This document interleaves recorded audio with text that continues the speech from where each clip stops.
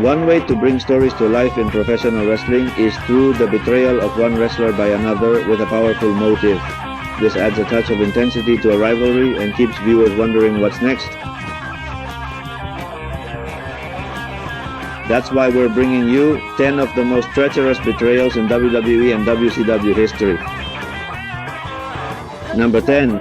I wish you had died in the womb. There's no betrayal quite like the one committed against a brother or sister. That's probably what WWE thought when they came up with the idea of putting the Bella twins against each other in such a rivalry. Just like that. At SummerSlam 2014, Nikki Bella cost her sister the match in favor of Stephanie McMahon, sparking a family feud that lasted 3 long months. It all ended when, out of nowhere, Brie helped her sister become the Divas champion. Unconditional love for WWE. Number 9. Sorry, but Undertaker is currently considered a living legend in professional wrestling. That's why many people have been interested in acquiring his services. Paul Heyman tried in 2004, but not just any way. He had Paul Bearer kidnapped to try to convince him.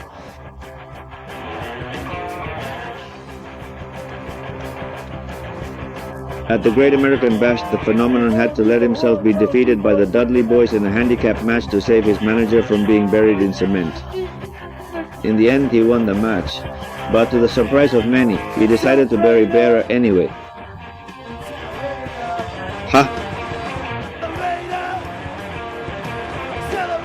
Number 8. Evolution is your solution. For Triple H, it's easy to eliminate soldiers from his troop. Simply put, he's very good at it. The Cerebral Assassin lost the World Heavyweight Championship to Chris Benoit at WrestleMania 20 and couldn't reclaim it from the Canadian's hands. Instead, a young Randy Orton snatched the title from Benoit at one of the main events of SummerSlam. The top championship of Raw returned to Evolution, but Triple H wasn't entirely happy. After defending the title in a rematch of the biggest event of the summer, Orton was humiliated by his faction mates in a scheme led by the King of Kings to make his candidacy for the world title clear. No one messes with him. Number 7. Saddam Hussein. I'll follow your example. Amid the famous Gulf War between Iraq and the United States, WWE thought it would be amusing to create more unnecessary tension between the two sides. Sergeant Slaughter was a wrestler with a military character that delighted the most patriotic fans. When Slaughter returned to Vince McMahon's company, he put on an Iraqi uniform and allied himself with General Adnan, his former rival from the AWA. In this way, he became WWE World Champion after defeating Ultimate Warrior at the 1991 Royal Rumble. The controversy generated by this storyline affected Slaughter's life, as he received death threats on several occasions and wore bulletproof vests every day at live events.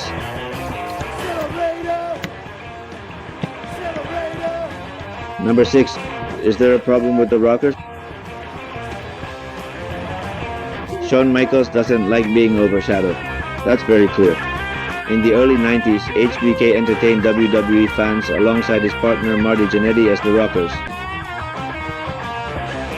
After winning the Tag Team Championship against the Hart Foundation, the result was annulled due to a ring issue.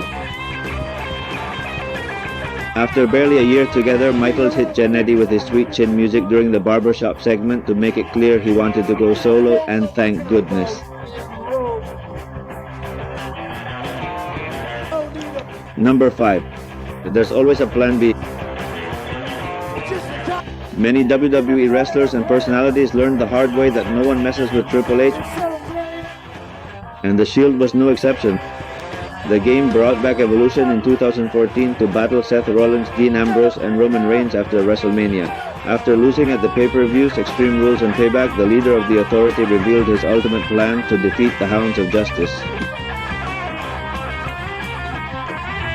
to provoke their end. Rollins revealed himself as the new member of the corporate faction and struck his teammates from behind with a chair in the most treacherous betrayal seen lately.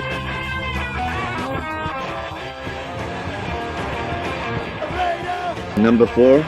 Give this man some common sense, Elizabeth. When two megastars of the ring team up, there's always an ego clash.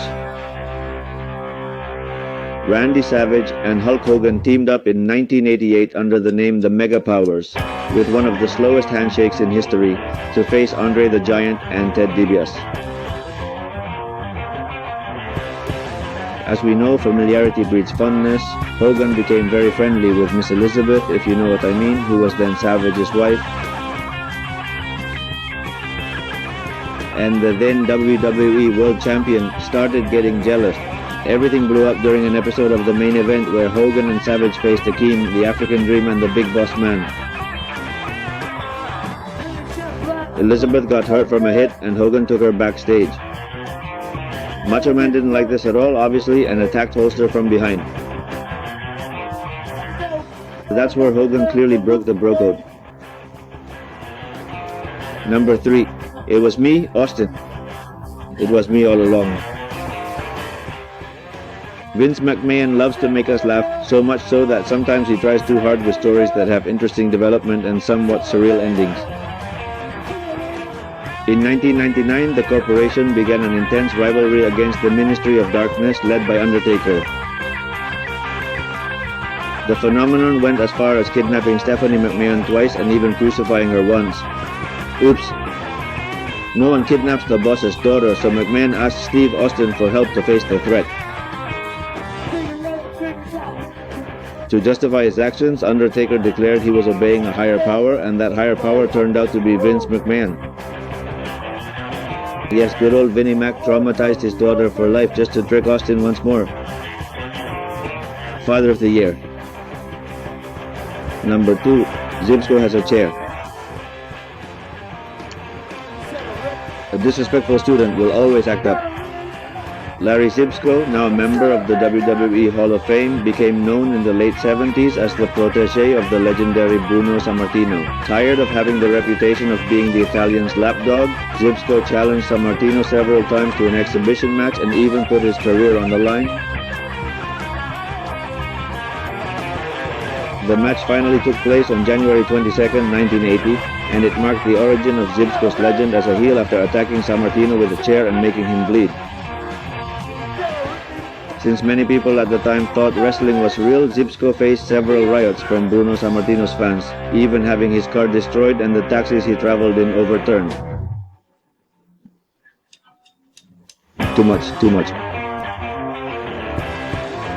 Number 1. You can call us the New World Order, brother. As it couldn't be otherwise, the number 1 spot on the list goes to the biggest trick in WCW history. The immortal Hulk Hogan left WWE due to the steroid abuse scandal and joined Ted Turner's company in 1995. From then on, Hogan resumed his career as an incorruptible American hero. Or so the public thought. Scott Hall and Kevin Nash arrived at WCW in 1996, hinting at a possible WWE invasion with a mysterious third man. At the Bash at the Beach pay-per-view that same year, Hogan revealed himself as the third link in the invasion and announced the unexpected creation of the New World Order. Basically, it was the best thing we ever saw in WCW. It marked the most important point in Eric Bischoff's resume, the creator of the idea. Do you miss any very treacherous betrayals in WWE or WCW history? Please like, comment, share, and subscribe for more awesome content.